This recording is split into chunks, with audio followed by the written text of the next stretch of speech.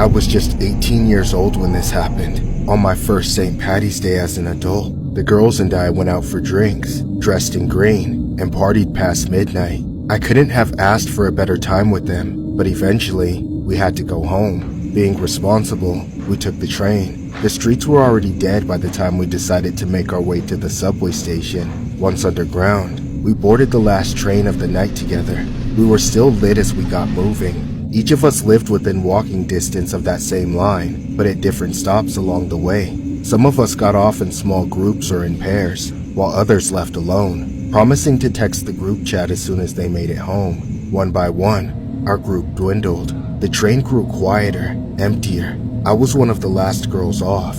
I left alone, waving goodbye to the few remaining friends that had stayed with me. The station was a ghost town. I got out of there quickly. I couldn't believe how late we had stayed out. Every intersection I passed was cornered by more empty streets and lifeless sidewalks. And just as I was getting comfortable with the feeling of being so alone, I was not. Close to my apartment, the street was now completely empty except for a single car parked on the curb. The lights were off, but as I got near it, I could hear music coming from inside. It wasn't upbeat music though. It sounded old and out of key. The car was even parked the wrong way, facing me on the same side of the street I was on. Despite everything odd about the car and how dark out it was, I didn't change course. That would only make me cross directly in front of it, which didn't feel any better than walking past it. So I decided to just step a few feet to the side and mind my business. As I walked past the car, the window slowly rolled down. Chills ran down my spine and I started to panic. I averted my eyes and picked up the pace, not wanting to make eye contact. I managed to walk past the car without being catcalled, but then a moment later, I heard the door open. There was no other car on the street. It had to be the same one, but I didn't turn my head to make sure. I just had to keep my cool. Don't look back, don't engage. You just had a little too much to drink, and they're probably way drunker than you. So just stop being paranoid and...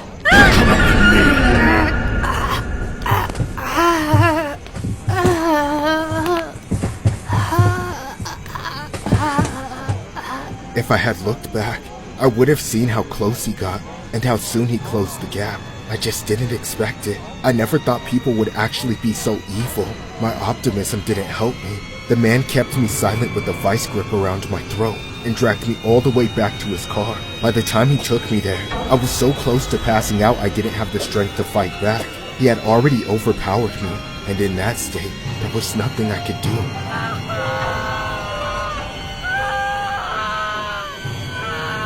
Relax! Your Uber's here! Let me go! Just get in there! Let me out of here! I'm being abducted! Shut up! The louder you get, the worse shit I'm gonna do to you! I don't care! Let me out! You're already gonna beg for mercy, bitch! Would you rather beg for death? You're a piece of shit! I hope you crash! I'll make you wish you never stepped foot outside on St. Patty's Day! I was in full-blown panic mode. I couldn't think.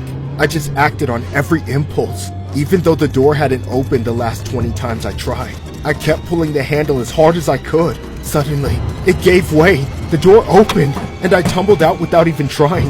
I rolled across the asphalt over and over, finally skidding to a stop in the middle of the road.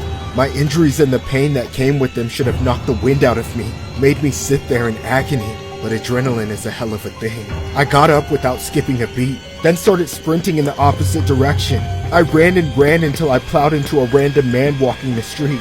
He was drunk and confused, probably almost as scared as I was, but he called the police and ushered me to a 24/7 store where I could be safe. Soon, the authorities came, took me to the hospital to get treated, and wrote down my statement. I gave them every detail I could remember. The man's age, his hair, his glasses, his car, but sadly, it wasn't enough. When he kept going after I fell out of his car, that was the last I ever heard or saw of him. He was never found. Ever since then, St. Patty's Day triggers this traumatic memory, and at the first thought of going out, my brain forces me to relive this story, the story of how I was almost kidnapped,